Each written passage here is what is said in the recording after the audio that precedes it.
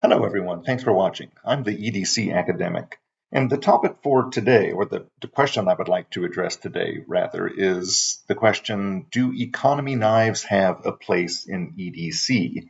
And a lot of you will probably recognize the knife that I'm holding right now. This is the Ozark Trail 7.5 inch folder, crossbar lock folder, D2 blade, edge steel that really sort of took the knife community and the EDC community by storm in the summer of 2024.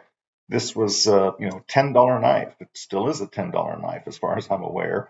There was there was a secondary market for this $10 knife, and I never would have, imagined there being such a thing as a secondary market for a $10 knife, but these were going on eBay for upwards of $40, $50, simply because Walmart, sold out of them because they were so popular.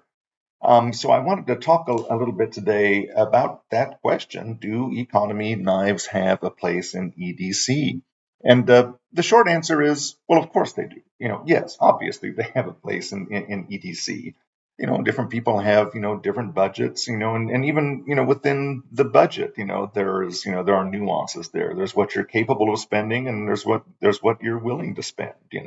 I don't like to spend more than $40 on a pair of jeans. I'm capable of spending more than $40 on a pair of jeans. I just don't want to. And people have, similar attitudes toward knives and their EDC gear. There's just a certain price point that, beyond which they get very uncomfortable. So, this knife here at $10. Again, there were a lot of people that were very excited about this knife, in the summer of 2024. Obviously, for it to have generated that secondary market the way it did. So I thought it would be fun to sort of talk about this today. So I've already given the short answer. Yes, of course, economy knives have a place in EDC, but the longer answer is yes, but it depends on what you mean by economy, and it also depends on what you mean by EDC. So to the first, sort of vague term there, economy. Again, different people have different budgets, and different people are going to, consider, have a different definition of what constitutes an economy knife. For some people, an economy knife would be something in the $40 range, something like the Buck 110 Slim. $40 for some people would be considered an economy knife. For other people, in the $10 range of something like this would be considered an economy knife. And the other sort of, vague term there, EDC.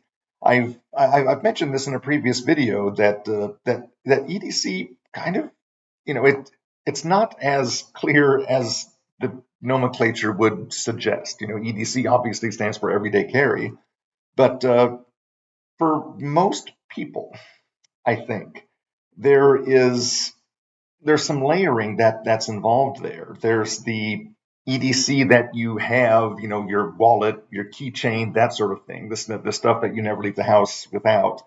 And then there's the EDC that you sort of put in your pockets in addition to, your cell phone and your wallet and your keychain. And then you can layer it even beyond that. A lot of people, myself included, will have sort of modular EDC gear. I have, the stuff that I keep in my pockets. I also have a pouch. I have a sling bag. I have a backpack. And then, of course, I have the vehicle. And I consider anything that I have in my pockets, anything that I have in a pouch, anything that I have in my sling bag, anything that I have in my backpack, anything that I have in my vehicle. I incorporate all of that into the general term EDC. Um, so a knife like this, for me, yes, I do regard this $10 knife as part of EDC, but it's not a knife that sees any pocket time. I didn't buy this knife to carry in my pocket, so it's not EDC in that sense.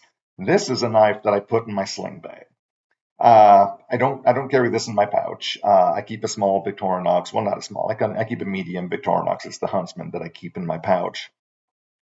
This knife here, the Ozark Trail, this is a knife that I purchased for the sling bag. And the sling bag is something that I take, generally speaking, I use it primarily whenever I am out on longer walks along the creek with my lab. Uh, I'll just grab the sling bag. There's some dog treats in there. There are some cleanup, some waste cleanup bags that I keep in there. I keep a couple of toys for the dog. I keep a brush for the dog. I keep some first aid items and supplies. There's a protein bar in there. There's usually a small bottle of water that's in the sling bag, and I also have this folding knife in there. So is it something that's on me every day? Of course not. No. Do I consider it an EDC item? Yeah, I do. It's the EDC that's in the layer of carry that is my sling bag. My sling bag is not always on me, but anytime I carry my sling bag, this is in it. And I wanted to just sort of talk about some options here. So let me bring the buck back, the Slim 110 back into frame here. And these knives are not competitors. As is well recognized and talked about in the community, the Ozark Trail 7.5 inch crossbar lock D2 blade. This is a clone of the Benchmade Bug Out. And it's clearly not a competitor to that. This is a $10 knife. The Benchmade Bug Out is a $180 knife. They are not in competition with one another. But for people that are looking for an economy blade for EDC, I think that most of the people that were excited about this knife were sort of in the same boat that I was in.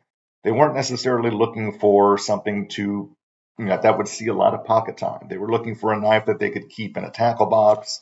They were looking for a knife that they could just sort of keep in the glove box of their vehicle, throw in a bag, throw in a toolbox, that sort of thing. And again, there's a perfect place for $10 knives. There will always be a place for $10 knives for that application. If you wanted to step up a little bit, if you wanted to spend $40 instead of $10, the Buck 110 Slim is a very good option. The Another obvious suggestion that I don't have at the moment would be one of the Ontario rats, either the Rat 1 or the Rat 2. The Rat 1 being about the same size as the Buck 110, the Rat 2 being about the same size as the Benchmade Bug Out, or the Ozark Trail 7.5 inch D2 blade here that I have.